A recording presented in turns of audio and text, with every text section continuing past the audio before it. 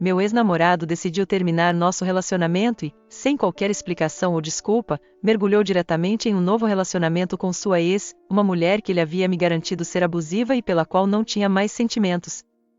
Ele me bloqueou em todas as plataformas de comunicação e nunca mais tive notícias dele. Fiquei devastada e, ao descobrir que ele havia mentido sobre tudo, quase sucumbi à tristeza e ao desespero. Durante os meses que se seguiram, minha dor era tão intensa que eu caí em uma profunda depressão. Contudo, a ideia de deixá-lo sentir a magnitude do sofrimento que ele havia me causado tornou-se uma obsessão. Eu planejava fazer com que ele entendesse o impacto de suas ações sem recorrer a uma abordagem direta que pudesse ser vista como uma simples vingança. Após um período de silêncio de 6 meses, durante o qual eu me dediquei a reconstruir minha vida, recebi uma mensagem dele. Ele se desculpava pelo que havia feito, expressando arrependimento por ter me tratado mal e finalmente desbloqueando-me em todas as redes sociais. Em resposta, minha irmã e eu elaboramos um plano para dar um golpe final que eu esperava ser profundamente eficaz. Ela respondeu à mensagem como se fosse eu, alegando que minha família estava tentando entrar em contato com ele para informar que eu havia falecido. Ela fez questão de mencionar que eu havia deixado uma nota com o nome dele, listando alguns itens que gostaria de deixar para ele. O choque na resposta dele foi palpável. Ele forneceu seu endereço para que as coisas fossem enviadas. Planejamos enviar uma caixa com itens insignificantes e uma nota falsa que reforçava a narrativa de que eu realmente havia falecido. O objetivo era fazer com que ele sentisse o peso da culpa e da responsabilidade por me ter tratado com tanta indiferença. A cidade em que moramos é grande e não temos amigos em comum, então era improvável que ele descobrisse a verdade. A partir deste momento, ele vive com a angústia de um arrependimento fictício, enquanto eu finalmente sinto que pude expressar de alguma forma a dor que ele me causou. Ele me tratou como se eu já estivesse morta para ele, então, de certa forma, fiz dessa crueldade uma realidade. A busca por vingança muitas vezes surge como uma resposta ao sofrimento profundo e à sensação de traição.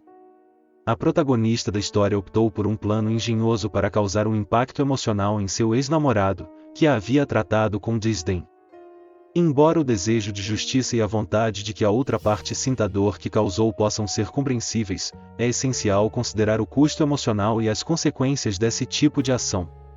A vingança pode proporcionar uma sensação momentânea de alívio, mas frequentemente não resolve a dor subjacente. A verdadeira cura muitas vezes exige o foco na própria recuperação e no avanço pessoal, em vez de se concentrar em causar dor aos outros. Próxima história. Minha ex-cunhada acabou recebendo exatamente o que mereceu. Ela sempre se exibia sobre como ela e seu marido eram a família perfeita, e o Natal era um verdadeiro pesadelo por causa das suas exigências. Ela costumava fazer uma lista de presentes caros e só aceitava o que estava na lista. O Natal de um ano que me lembro bem foi particularmente irritante, porque ela insistiu que eu comprasse um lenço caríssimo de uma loja local. Não podíamos pagar esse preço, então passei 3 meses procurando um lenço que fosse o mais parecido possível, feito com o mesmo material e com um padrão quase idêntico, apenas para que ela não percebesse a diferença. Quando ela abriu o presente, imediatamente conferiu a etiqueta, bufou com desdém, revirou os olhos e jogou o lenço no chão ao lado das suas pantufas, sem sequer um agradecimento. No dia seguinte, ela postou nas redes sociais, reclamando da pilha de porcarias em que havia recebido no Natal, com uma foto do lenço que, segundo ela, era a maior decepção. A postagem dela gerou uma onda de simpatia de seus amigos, que criticaram o presente e questionaram meu gosto e intenções. Algumas pessoas mencionaram que o lenço era muito semelhante ao caro e que, de fato, era difícil notar a diferença, mas essas pessoas também foram desdenhadas por serem consideradas de gosto barato. Esperei um ano inteiro e, com firmeza, ignorei a lista de presentes da ex-cunhada para o Natal seguinte. Pedi um presente para ela novamente, mesmo sabendo de suas exigências. Como ela não visitava outros familiares por achar que suas casas eram inferiores à dela, todos nós tivemos que viajar por mais de 2 horas para passar o Natal na casa dela. Entreguei a ela um pequeno envelope e, ao abrir, ela parecia satisfeita. Mais tarde, descobri que ela havia solicitado vouchers para uma loja de joias luxuosa. Para surpresa dela, dentro do envelope estava um voucher do Ocfo no valor de 50 libras esterlinas, destinado a fornecer esterco a uma aldeia estrangeira para ajudar nas colheitas. A mensagem que escrevi no cartão dizia: pelo menos este ano, quando você reclamar sobre a pilha de porcarias que ganhou no Natal, você não estará errada, e assinei com 4xs. A reação dela foi impagável, todos ao redor começaram a rir. Ela não fazia ideia de que eu sabia sobre sua reclamação do ano anterior, e a expressão em seu rosto foi o pagamento perfeito por toda a hostilidade que ela me fez enfrentar, especialmente após eu ter sido deixada pelo meu ex-marido 3 semanas depois de meu diagnóstico de tumor cerebral. Além disso, só para contextualizar, no ano do lenço, ganhamos 2 fotos escolares dos filhos dela e 2 porta-retratos baratos do Tesco. No ano seguinte, recebemos apenas panos de prato como presente. A sensação de justiça ao ver a expressão dela foi uma pequena compensação por tudo que passei. A busca por justiça e retribuição pode se manifestar de maneiras inesperadas e criativas. A história da ex-cunhada que recebeu um presente imprevisto revela a necessidade de confrontar injustiças percebidas de forma que proporcione um senso de controle e satisfação. No entanto, é importante refletir sobre a natureza das ações punitivas e se elas realmente contribuem para um senso de justiça ou se perpetuam um ciclo de negatividade. A satisfação momentânea de ver alguém receber um troco por suas ações pode não resolver as questões subjacentes de ressentimento e hostilidade. Próxima história. Fazer meu ex-namorado ser demitido foi uma decisão que tomei com muito pesar, mas também com um senso de justiça.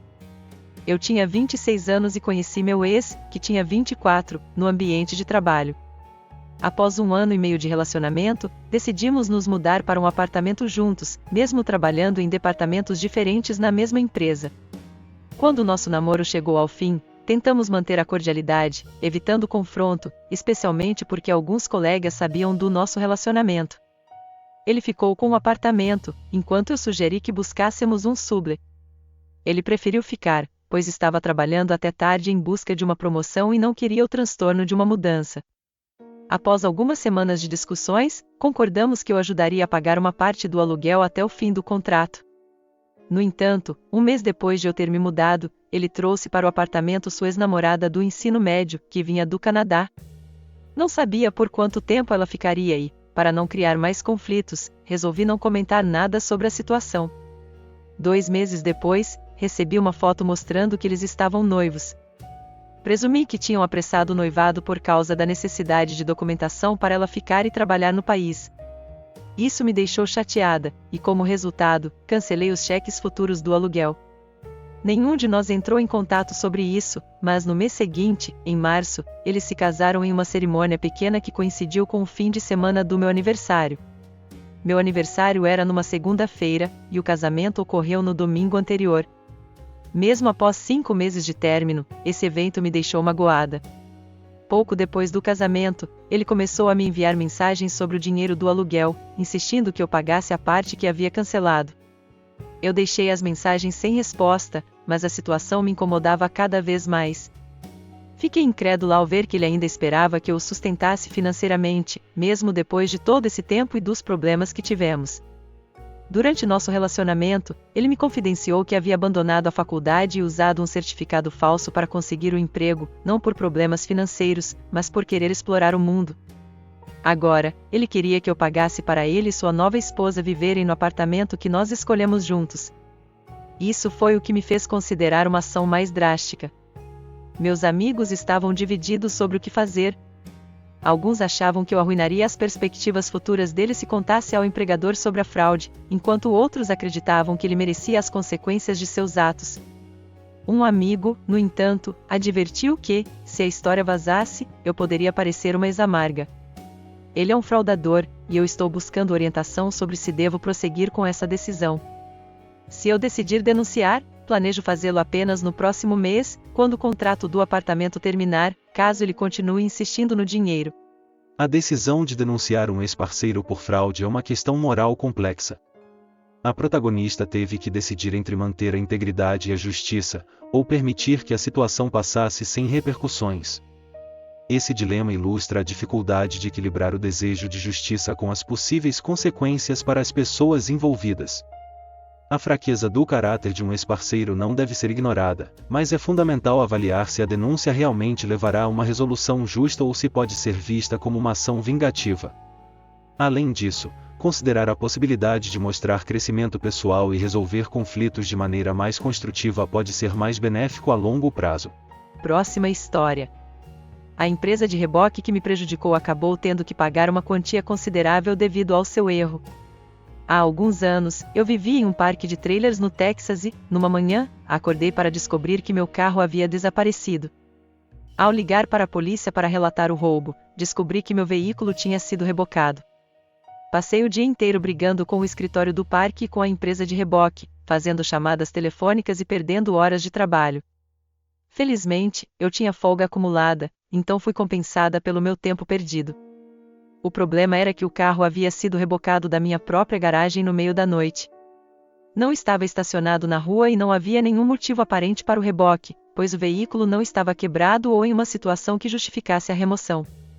A empresa de reboque alegou que eu estava parcialmente estacionada na grama, o que não era permitido.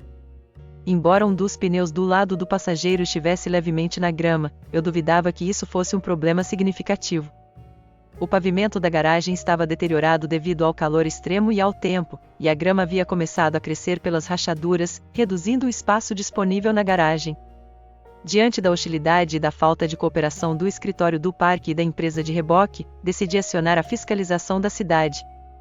Consegui uma inspeção no mesmo dia, e o inspetor constatou que a garagem não estava em conformidade com o código da cidade, que exigia dimensões específicas para largura e profundidade. O pavimento estava em péssimo estado e não atendia aos requisitos normativos devido à falta de manutenção. O inspetor relatou o problema ao escritório do parque, que recebeu uma multa por não cumprir os regulamentos. O parque foi então notificado para realizar as melhorias necessárias na garagem.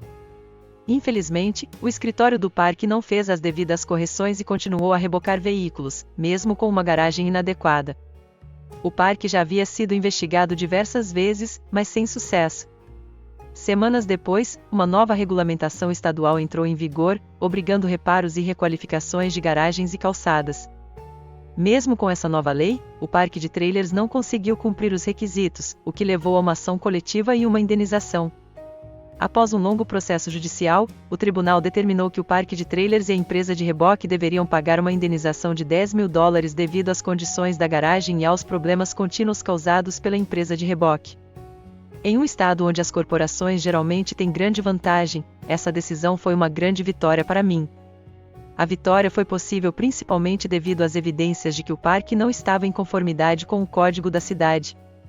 O parque de trailers foi forçado a fechar e foi vendido para um novo proprietário, que reformou o local e fez as melhorias necessárias. Agora, os moradores têm uma garagem adequada.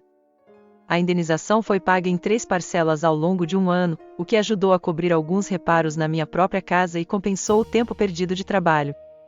Eu fiquei emocionada e aliviada com o resultado. No fim, o parque foi reformado e as injustiças no reboque foram corrigidas. A batalha contra injustiças institucionais pode ser árdua, mas é frequentemente necessária para alcançar a justiça. A protagonista conseguiu expor e corrigir uma falha significativa em um parque de trailers e na empresa de reboque, resultando em uma vitória legal que beneficiou não apenas a ela, mas também a outros residentes. Isso ilustra a importância de perseverar em busca de justiça e o impacto positivo que a resolução de injustiças pode ter para a comunidade. A luta por direitos e justiça, mesmo em face de resistência, pode levar a mudanças significativas e positivas. Próxima história. Há cerca de um ano, enfrentei uma situação difícil no trabalho devido ao comportamento abusivo do meu chefe. Ele me tratava de maneira horrível e constantemente me irritava. Um dia, fui chamada ao escritório dele para discutir meu desempenho. Naquela reunião, percebi que, como ele não tinha evidências concretas para justificar uma demissão, inventou um motivo para me afastar. Cansada do abuso e da injustiça, procurei o Departamento de Recursos Humanos para relatar a situação, mas minha queixa não resultou em nenhuma mudança. A hostilidade continuou e, após um mês de constantes abusos, decidi agir de forma mais contundente. Comecei a gravar secretamente as interações com meu chefe. Em uma dessas gravações, capturei ele falando mal de mim e fazendo ameaças de demissão sem uma justificativa real. Com as provas em mãos, levei a gravação ao Departamento de Recursos Humanos. O impacto foi imediato. O chefe foi convocado para uma reunião com a alta direção da empresa. Ao perceber que estava sendo gravado, ele ficou furioso e tentou reverter a situação, alegando que minha performance havia caído. No entanto, a gravidade do que foi capturado nas gravações deixou claro que ele estava violando as políticas da empresa. Apesar da batalha longa e desgastante, a gravidade das evidências foi suficiente para que ele fosse repreendido e sua demissão fosse forçada. A empresa reconheceu que seu comportamento estava em desacordo com suas normas e procedimentos. Com o auxílio de um advogado especializado em proteção de trabalhadores, consegui garantir uma compensação financeira e uma excelente carta de recomendação. Isso não só me ajudou a me recuperar do ambiente tóxico que vivia, mas também me permitiu encontrar um novo emprego, que era muito mais tranquilo e satisfatório. Em menos de um ano no novo trabalho, fui promovida, o que foi um grande alívio e uma forma de reconstruir minha carreira. Essa experiência, embora desafiadora, me ajudou a avançar e melhorar minha situação profissional e pessoal. Enfrentar abuso e injustiça no ambiente de trabalho exige coragem e uma estratégia bem pensada. A protagonista utilizou gravações secretas para documentar o comportamento inadequado de seu chefe, o que levou a uma resolução justa e à sua própria recuperação profissional. Isso demonstra a importância de proteger os próprios direitos e buscar soluções que sejam efetivas e éticas. A resolução do conflito não só resultou em justiça, mas também permitiu que a protagonista seguisse em frente e reconstruísse sua carreira de forma positiva.